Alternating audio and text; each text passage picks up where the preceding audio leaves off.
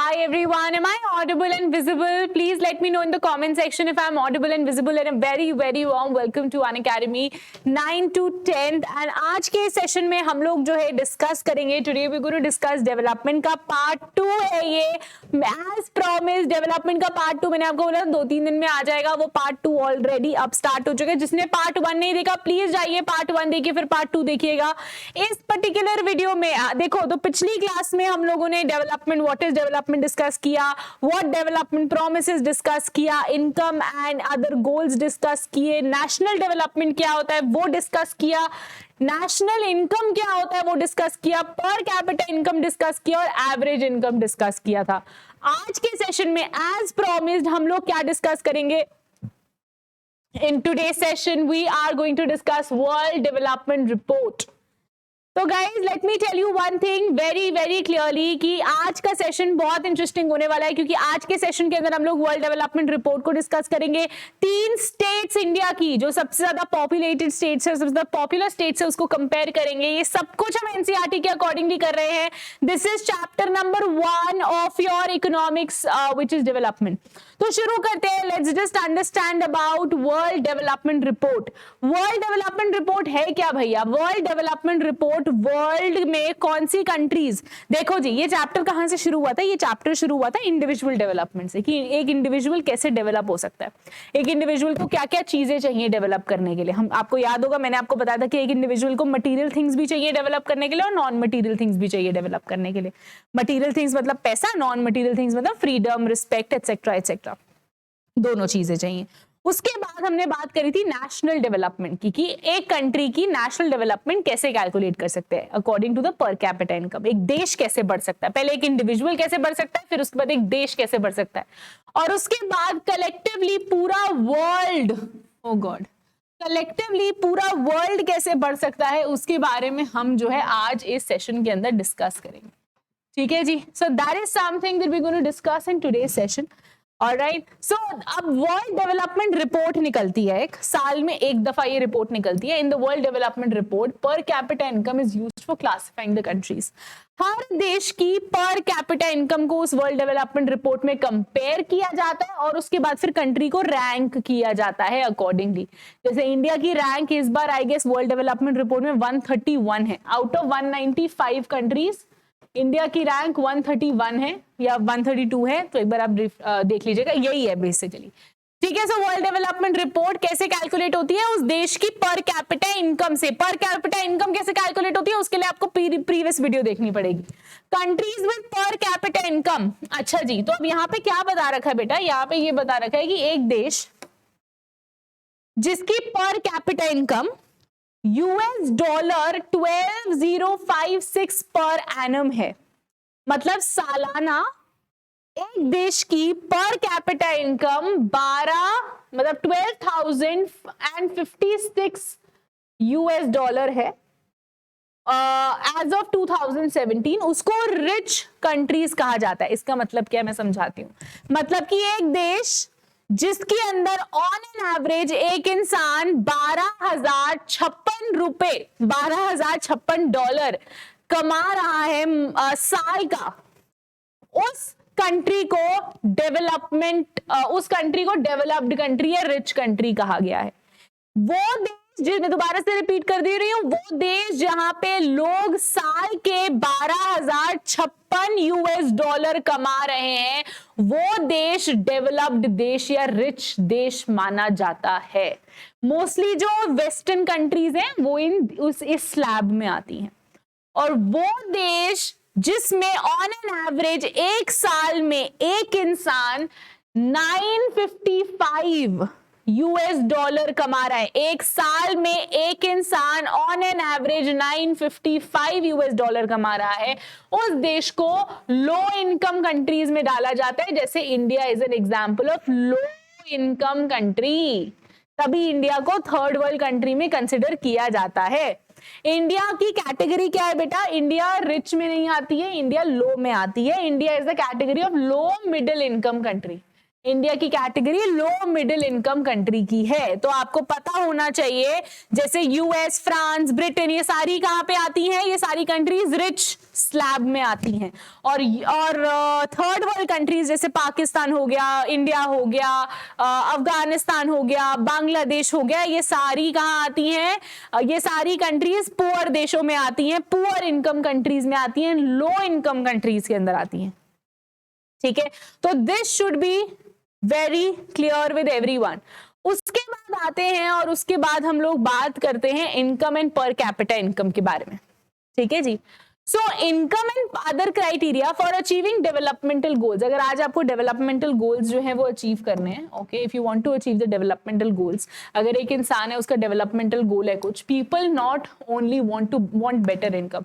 लोगों को ना डेवलपमेंट के लिए सिर्फ बेटर इनकम नहीं चाहिए, उसको वो सिर्फ पैसे नहीं कमाना चाहते। आजकल के टाइम पे लोग पैसे तो कमाना चाहते हैं, बट पैसों के साथ साथ इज्जत बहुत बड़ी चीज है, पैसों के साथ साथ नॉन मटीरियल चीजें बहुत बड़ी चीज है।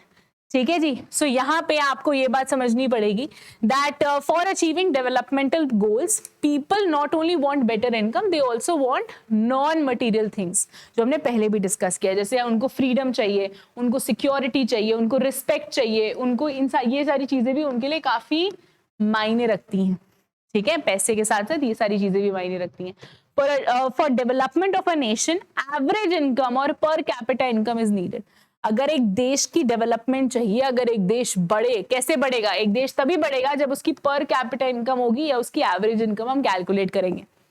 पर capita income of selected states, आज के टाइम पे हम लोग अभी फिलहाल 3 ऐसी स्टेट्स उठा रहे हैं और उनकी पर कैपिटा इनकम को कैलकुलेट करने की कोशिश कर रहे हैं। कौन सी है वो 3 states? If per capita income were to be used as a measure of development, Haryana would have been considered as the most developed and Bihar as the least developed state of the 3. सच भी है ना बेटा, Haryana most prosperous reason है क्योंकि वहां पे agriculture बहुत अच्छा है, और बिहार जो है वो लेस प्रॉस्परस है। आपको पता ही है वहां पे लिटरेसी का क्या ही हाल है। So however this is not true if you look at the other criteria. आइए जरा सारे क्राइटेरिया देखते हैं, इन तीनों देशों को हम, इन तीनों स्टेट्स को हम लोग कंपेयर करते हैं।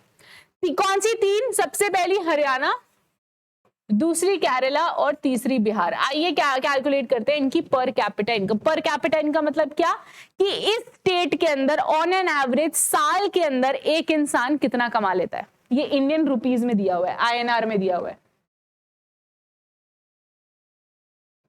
US डॉलर में नहीं दिया हुआ। ठीक है, सो हरियाणा में एक साल में एक इंसान ऑन एन एवरेज 1,60,000 के करीब कमा लेता है, एक साल में एक इंसान ऑन एन एवरेज। ठीक है, केरला के अंदर क्या है, एक इंसान एक साल में ऑन एन एवरेज 1,40,000 रुपए कमाता है, और बिहार के अंदर एक इंसान ऑन एन एवरेज 30,000 के करीब कमाता है, which is the lowest of all. तभी बोलते हैं बिहार में बड़ी गरीबी है, that is the major reason. ये डेटा वो बताता है, पूरा पर कैपिटा इनकम बताता है अकॉर्डिंग टू 2015 एंड 16 का डेटा। ठीक है जी। अच्छा जी, अब ये सबको समझ में आ गया, ऑन एन एवरेज एक स्टेट के अंदर एक साल में एक इंसान कितना कमाता है, ये सबको समझ में आ गया। अब आते हैं और बात करते हैं, the first column shows that in Kerala, Kerala के अंदर आउट ऑफ 1,000 चिल्ड्रन, अब बच्चे तो बॉर्न होते ही है ना हर स्टेट के अंदर, तो केरला के अंदर अगर 1000 बच्चे बॉर्न हो रहे हैं तो उसमें से 12 बच्चों की डेथ हो जाती है एक साल कंप्लीट करने से पहले ही। इसको हम क्या कहते हैं? इसको हम इन्फेंट मोर्टेलिटी रेट भी कहते हैं, इसको हम IMR भी कहते हैं, इन्फेंट मोर्टेलिटी रेट। कि एक साल से छोटा कौन सा बच्चा है जो सरवाइव नहीं कर पाया है। तो ऑन एन एवरेज केरला के अंदर क्योंकि हेल्थ केयर अच्छा है, इसलिए अगर 1000 बच्चों की का बर्थ होता है तो 1000 में से सिर्फ 12 बच्चे ऐसे हैं जो एक साल नहीं कंप्लीट कर पाते। ठीक है जी, सो ये केरला का हाल है, इसको हम इन्फेंट मोर्टेलिटी रेट कहते हैं। अगर वहां पे अगर हम हरियाणा की बात करें तो हरियाणा के अंदर out of 1000 live births there are 36 infants जिनकी डेथ हो जाती है एक साल कंप्लीट करे बिना, इसको भी हम इन्फेंट मोर्टेलिटी रेट कहते हैं। ठीक है, सो यही मैं आपको पढ़ देती हूँ अगर आपको समझ नहीं आ रहा। The first column shows that in Kerala out of 1000 children born 12 dies before completing 1 years of age, and in Haryana dying within 1 year of birth is 36। मतलब कि 1000 में से 36 बच्चे हैं जिनकी डेथ हो जाती है हरियाणा में 1 साल कंप्लीट करे बिना, जो 2 टाइम्स है केरला के। कमा हरियाणा में सबसे ज्यादा लोग रहे हैं, लेकिन लोग 36 बच्चे आउट ऑफ 1000 हरियाणा के अंदर है, ठीक है। And this number is 44 in Bihar. Imagine 1000 बच्चे अगर बॉर्न हो रहे हैं बिहार में, तो 44 बच्चे जो हैं वो सस्टेन नहीं कर पा रहे हैं खुद को और उनकी डेथ हो जा रही है। अब इसमें किसकी गलती है? पैसे नहीं है लोगों के पास इसीलिए? नहीं, इसमें प्रॉब्लम है गवर्नमेंट की, कि गवर्नमेंट कितना खर्चा हेल्थ केयर पे कर रहा है। समझ रहे हो मैं क्या कह रही हूँ? केरला का हेल्थ केयर सिस्टम अच्छा है, इसीलिए केरला के अंदर आउट ऑफ 1000 सिर्फ 12 बच्चे हैं, 12 बच्चे हैं ऑन एन एवरेज जिनकी डेथ हो जा रही है। वहीं पे हरियाणा में हरियाणा कमा जरूर रहा है, लेकिन हरियाणा में हेल्थ केयर पे इन्वेस्ट नहीं किया जा रहा। तो वहां पे 36 बच्चे हैं आउट ऑफ 1000 जिनकी डेथ हो रही है without completing 1 year. And in Bihar आपको हाल भी बुरा है, कमा भी नहीं रहे हैं और उसके साथ साथ इन्वेस्ट भी नहीं कर रहे हैं। तो 44 बच्चों की डेथ हो जा रही है आउट ऑफ 1000 लाइव बर्थ्स, ठीक है जी। तो ये क्या था? ये हमने क्या पढ़ा बेटा? ये हमने पढ़ा इन्फेंट मोर्टेलिटी रेट। देख लो जी, देख लो स्पेलिंग अगर देखने हैं तो, ठीक है। अब ये IMR हम लोगों ने पढ़ लिया। अब आते हैं और बात करते हैं लिटरेसी की, पढ़ाई की, एजुकेशन की। कितनी गवर्नमेंट, एक पर्टिकुलर स्टेट की गवर्नमेंट कितना इन्वेस्ट कर रही है एजुकेशन पे। सो केरला के अंदर आप जान के हैरान होंगे कि केरला के अंदर 94% ऑफ जो केरला के अंदर जो लोग रहते हैं वो लिटरेट है, which is a very good data, ठीक है। वहीं पे हरियाणा की अगर बात करी जाए तो हरियाणा के अंदर वो जो नंबर है दैट्स 82%, रीजनेबल है, अच्छा डेटा है। बट वहीं पे अगर बिहार की बात करी जाए बेटा, तो बिहार की सरकार लग नहीं रहा कुछ कर रही है, क्योंकि बिहार के अंदर only 62% of the people are literate and rest all of them are illiterate. So Kerala के अंदर 94% of the people are literate in Kerala, Haryana के अंदर इट्स 82% एंड बिहार के अंदर इट्स 62%, ठीक है। सो ये लिटरेसी रेट हो गया।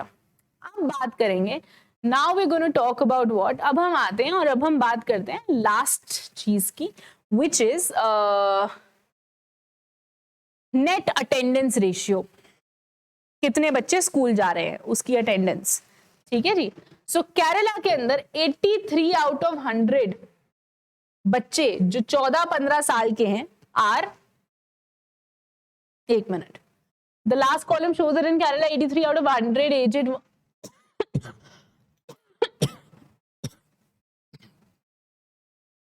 नॉट नहीं आएगा इसमें। So the last column shows that Kerala के अंदर 83, मतलब कि 83, सॉरी, केरला के अंदर 83 आउट ऑफ 100 बच्चे 8वीं कक्षा के बाद स्कूल जा रहे हैं, मतलब कि 14-15 साल के बाद स्कूल जा रहे हैं, ठीक है जी। एंड सिमिलरली हरियाणा के अंदर वही डेटा 61 है, मतलब 100 में से सिर्फ 61 बच्चे हैं जो स्कूल जा रहे हैं 8वीं कक्षा के बाद, ठीक है। और बिहार के अंदर वही नंबर आधे से भी कम हो जाता है, 100 में से सिर्फ 43 बच्चे हैं जो हायर एजुकेशन गेन करते हैं बिहार के अंदर। तो ये डेटा डराने वाला है वैसे। तो ये कंपैरेटिव डेटा है इन तीनों देशों का, तो ये आप लोग चेकआउट कर सकते हैं। उसके बाद बात करते हैं लिटरेसी रेट की। लिटरेसी रेट आपको मैंने पढ़ा दिया ऑलरेडी। लिटरेसी रेट क्या होता है? The number of people above the age of 7 जो पढ़ लिख बोल सकते हैं और समझ सकते हैं, वो उनको लिटरेट कहा जाता है। वो लोग जो 7 साल से ऊपर हैं और जो पढ़ लिख बोल और समझ सकते हैं उनको लिटरेट कहा जाता है। हायर द लिटरेसी रेट, जिस देश का या जिस स्टेट का लिटरेसी रेट हायर होगा वो देश या वो स्टेट उतनी तरक्की करेगा। So higher the literacy rate the more developed the state will be, ठीक है जी। इंडिया का अगर टोटल लिटरेसी रेट देखा जाए ना, 28 कंट्री का टोटल मिला के अगर लिटरेसी रेट देखा जाए तो इंडिया का टोटल लिटरेसी रेट 28 स्टेट्स का, तो जो इंडिया का जो टोटल लिटरेसी रेट है दैट इज 64%। इंडिया में 64% ऑफ लोग जो हैं वो लिटरेट है पूरे इंडिया में।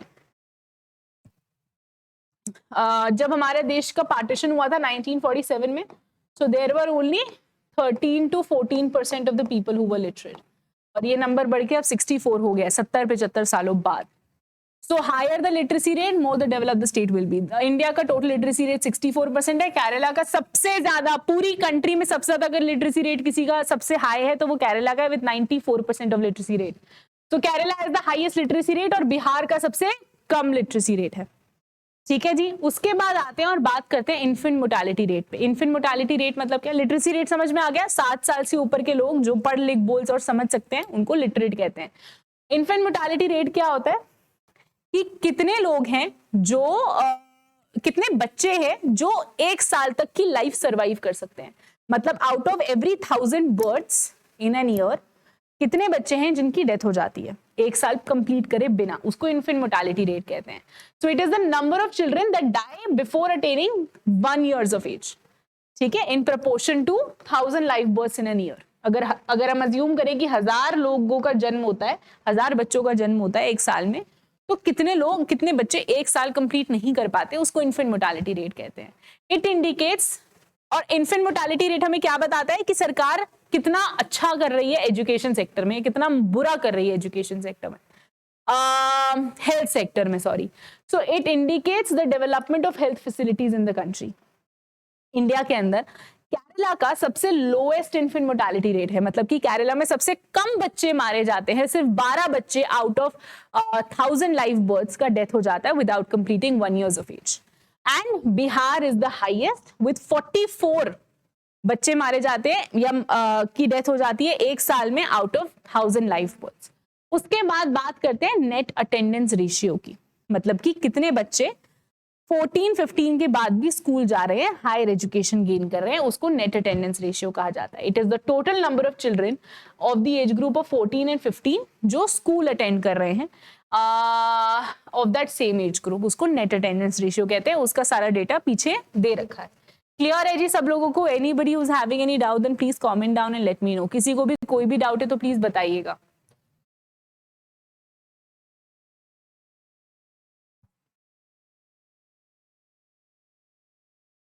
अब हम आते हैं और अब हम बात करते हैं ह्यूमन डेवलपमेंट रिपोर्ट की. ठीक है, तो मैंने आपको बताया साल में एक बार HDI या HDR ह्यूमन डेवलपमेंट रिपोर्ट या ह्यूमन डेवलपमेंट इंडेक्स जरूर निकाला जाता है ना जी. जरूर क्या जाता है? जरूर निकाला जाता है. ठीक है, सो HDR निकाला जाता है रेगुलरली, 1 साल में एक बार. ह्यूमन डेवलपमेंट रिपोर्ट एनुअली मतलब साल में एक बार निकाली जाती है. और वो कौन पब्लिश करता है ये human development report? Human development report officer publish करता है, यूनाइटेड नेशंस. और ये किसका प्रोग्राम है? UNDP का प्रोग्राम है. UNDP मतलब यूनाइटेड नेशंस डेवलपमेंट प्रोग्राम है. तो बेसिकली अगर मैं मोटा मोटा समझाऊं तो यूनाइटेड नेशंस डेवलपमेंट प्रोग्राम हर साल एक रिपोर्ट निकालता है, एक लीडर बोर्ड निकालता है कि कौन सा देश कितना आगे बढ़ रहा है और या कौन सा देश कितना नीचे आ रहा है. ठीक है जी, on the basis of the per capita income. Okay, so human development report कौन पब्लिश करता है? अगर आपसे क्वेश्चन पूछा गया कि ह्यूमन डेवलपमेंट रिपोर्ट कौन पब्लिश करता है, तो ह्यूमन डेवलपमेंट रिपोर्ट साल में एक बार पब्लिश होती है by UNDP, which is united nations development programme. And it comprises of countries based on what? Based on मतलब कि कंट्री को लेवल दिया जाता है कि कंट्री किस लेवल पे फॉल करती है, उनके एजुकेशन के बेसिस पे, उनके हेल्थ केयर के बेसिस पे और उनकी पर कैपिटा इनकम की बेसिस पे. मतलब कंट्रीज को जज किया जाता है इन 3 पैरामीटर्स के अकॉर्डिंगली. एक कंट्री का एजुकेशन लेवल कितना अच्छा है, एक कंट्री का हेल्थ कितना अच्छा है, और तीसरा एक कंट्री की पर कैपिटा इनकम कितनी है. ठीक है जी, क्लियर है सब लोगों को? तो इन बेसिस पे कंपेयर किया जाता है. अब ह्यूमन डेवलपमेंट इंडेक्स जो है वो क्या है? The human development index is a statistical composite index of life expectancy, कि एक देश के अंदर एवरेज लाइफ एक्सपेक्टेंसी क्या है. जैसे अगर आपको आपके ग्रैंड पेरेंट्स से अगर आप कभी बात करो या ग्रेट ग्रैंड पेरेंट्स से अगर आपने कभी बात करी हो तो आपको रियलाइज होता हो कि उस टाइम पे ना बहुत जल्दी लोग मारे जाते इन द सेंस कि उनकी डेथ बहुत जल्दी हो जाती थी, मतलब 40-50 मैक्स था. बट अब जो लाइफ एक्सपेक्टेंसी है वो बढ़ गई है, अब इट्स 60, 70, 75, 80, अब ऐसे हो गया है. सो लाइफ एक्सपेक्टेंसी, ठीक है, education and at the same time per capita income. तो ह्यूमन, अगर आपसे क्वेश्चन पूछा जाता है कि ह्यूमन डेवलपमेंट इंडेक्स या ह्यूमन डेवलपमेंट रिपोर्ट कैसे कैलकुलेट होती है, तो क्या बताएंगे आप लोग? What are the things that you gonna tell? Number 1 आप लोग बताओगे कैसे कैलकुलेट होती है। सबसे पहले पर कैपिटा इनकम, दूसरा हेल्थ देखी जाती है एक देश की, और तीसरी एजुकेशन देखी जाती है एक देश की। ये 3 पैरामीटर से बताया जाता है कि वो देश कितना तरक्की कर रहा है। Per capita, health and education. Clear है? सो पर कैप, ये सारे इंडिकेटर्स हैं जिसकी वजह से कंट्री को कैसे, कंट्री को रैंक किया जाता है। ठीक है जी। As per the latest human development report या last human development report, India 131st position पे आता है, जो बहुत पीछे है। एक्चुअल में हमें शर्म आनी चाहिए, बहुत पीछे है हम लोग। So that is the current indicator. Pakistan शायद 154 पे आता है, लेकिन श्रीलंका हमसे नीचे आता है। मतलब श्रीलंका की आई थिंक इट्स 120 और something, if I am not wrong. तो ऐसा चल रहा है basically. So I hope this is clear with everyone. सबको क्लियर है, समझ में आ रहा है क्या बात हो रही है? अब आते हैं और बात करते हैं सस्टेनेबिलिटी ऑफ डेवलपमेंट पे। Okay, so sustainability of development मतलब कि कैसे आपने यार 9th में आपने पढ़ा होगा सस्टेनेबल डेवलपमेंट क्या होता है। सस्टेनेबल डेवलपमेंट क्या होता है? सस्टेनेबल डेवलपमेंट इज जब आप डेवलपमेंट कर रहे हो लेकिन साथ ही साथ आप करंट इन्वायरमेंट का भी ख्याल रख रहे हो, आप फ्यूचर जनरेशंस की नीड्स को भी कंसिडर कर रहे हो, उसको सस्टेनेबल डेवलपमेंट कहते हैं। सब लोगों ने ये बात पढ़ी। So sustainable development refers to the development of the human की डेवलपमेंट रोक तो नहीं सकते ना कि यार फ्यूचर के लिए बचा के रखते हैं, नहीं ना, आप ह्यूमन की डेवलपमेंट नहीं रोक सकते हो। तो आप क्या करते हो? आप ह्यूमन की डेवलपमेंट तो करते हो, करंट ह्यूमन की डेवलपमेंट तो करते हो, but at the same time आप नेचुरल एनवायरनमेंट या नेचुरल सिस्टम को हार्म नहीं पहुंचाते, फ्यूचर जनरेशंस के लिए बेटरमेंट भी करते हो। उसको हम सस्टेनेबल डेवलपमेंट कहते हैं।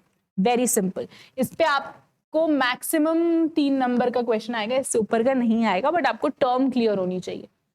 ठीक है जी। उसके बाद it is helpful to fulfil the needs of the human being without harming the ability of the future generation. Sustainable development बहुत जरूरी है। मतलब कि अगर मैं आपको छोटा सा एग्जांपल दूं तो पानी का इस्तेमाल आप अभी करना जरूरी है, पानी के बिना तो जिंदगी नहीं सस्टेन हो सकती। लेकिन अगर आप पानी का इस्तेमाल नहीं, पानी का मिसयूज कर रहे हो, मतलब आप फॉर ग्रांटेड ले रहे हो वाटर एज अ रिसोर्स को, तो वो सस्टेनेबल डेवलपमेंट नहीं हुआ। सस्टेनेबल डेवलपमेंट हुआ कि आप करंट रिसोर्सेज का इस्तेमाल कर रहे हो लेकिन साथ साथ आप उसको जुडिशियसली इस्तेमाल कर रहे हो। ठीक है, सोच समझ के इस्तेमाल कर रहे हो। So it is helpful because it fulfils the needs of the person who are living in the present and at the same time not hurting the people who are going to get born in the future generation. उसके बाद for sustainable development we have to use non renewable resources. Sustainable development के लिए हमें क्या resources का इस्तेमाल करना चाहिए? नॉन रिन्यूएबल रिसोर्सेज का इस्तेमाल करना चाहिए, like carbon based originally designed fuels for the quality how much we needed. हमें जितनी जरूरत है हमें उतना ही इस्तेमाल करना चाहिए। साइंटिस्ट हमें कब से वार्न कर रहे हैं भैया, और हम सुनने को राजी नहीं है। Scientist has been warning us that the present type and levels of development are not sustainable। कि हम जो currently जो practice कर रहे हैं ना चीजें, वो sustainable नहीं है भैया, it's not sustainable। Okay, and आगे जाके दिक्कत आएगी, फ्यूचर जनरेशंस को बहुत इश्यूज फेस करने पड़ेंगे। So some of the examples are, some renewable resources like ground water खत्म होता जा रहा है। अब पहले ग्राउंड वाटर इतना एक्सप्लोर नहीं हुआ था, बट जब से ग्राउंड में वाटर है ये पता चला है, पीपल ने सबमर्सिबल्स लगाने शुरू कर दिए। ग्राउंड वाटर नीचे नीचे नीचे नीचे जाता जा रहा है। क्यों? क्योंकि ग्राउंड वाटर हर चीज के लिए इस्तेमाल हो रहा है। आपको कोई बिल्डिंग बनानी है, ग्राउंड वाटर का इस्तेमाल हो रहा है। आपको अपने घर का पानी, आपका नॉर्मल टैंक से पानी नहीं आ रहा तो ग्राउंड वाटर इस्तेमाल हो रहा है। तो हर चीज में ग्राउंड वाटर इस्तेमाल हो रहा है। साइंटिस्ट हैव बीन वार्निंग कि ये सारे रिसोर्सेज थोड़ जाएंगे, थोड़े मतलब खत्म हो जाएंगे। ठीक है, एंड एक टाइम ऐसा आएगा जब आप इसको रिप्लेनिश भी नहीं कर पाओगे। And so we should use the resource in a finite quantity. तो हमें कम क्वांटिटी में, जितनी जरूरत है उतनी क्वांटिटी में चीजों को इस्तेमाल करना चाहिए। एग्जॉस्शन ऑफ नेचुरल रिसोर्सेज, और नेचुरल रिसोर्सेज भैया खत्म हो जाएंगे, एग्जॉस्ट ऑलरेडी हो भी चुके हैं काफी। So with this we have come to an end to the chapter. हमने बहुत कुछ डिटेल में पढ़ा है। अगर आपको किसी भी चीज को लेके कोई भी डाउट है, मुझे कमेंट करके जरूर बताना। I will be more than happy resolving that. So ये सारी चीजें हम लोगों ने पढ़ ली हैं। इसके अंदर कोई भी डाउट किसी को भी है, so do let me know in the comment section. ठीक है जी, so thank you so very much for joining and अब हम मिलते हैं जी अगली क्लास में। नेक्स्ट चैप्टर कौन सा मैं आपको कराऊं मुझे जरूर कमेंट करके बताइएगा। वीडियो को प्लीज लाइक कर दीजिएगा, सब्सक्राइब कर दीजिएगा चैनल को, एंड अगर आप अभी तक प्लस पे नहीं आए हो 10th पे तो KHUSHI10 ये कोड इस्तेमाल करो और जल्दी से प्लस ज्वाइन कर लो। Come to the plus, have the world class experience and अपना जो है आप लोग अच्छा करोगे। So thank you so much everybody. It was great having all of you people and I'm going to see you guys super soon. If there are any questions that you people are having, किसी को भी किसी भी तरीके का कोई भी सवाल है तो आप वो सवाल मुझे comment section पे बता सकते हो। ठीक है जी, you can anytime comment